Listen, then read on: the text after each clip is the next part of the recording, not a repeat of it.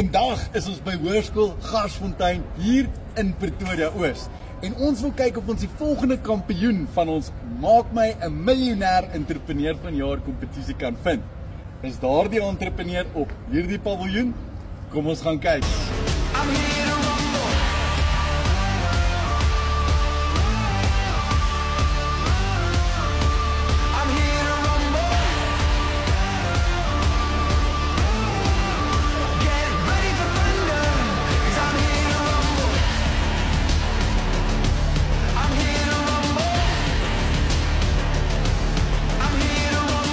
Ladies and gents, trying to figure out what got my mess. But I'm making sense. I'm making it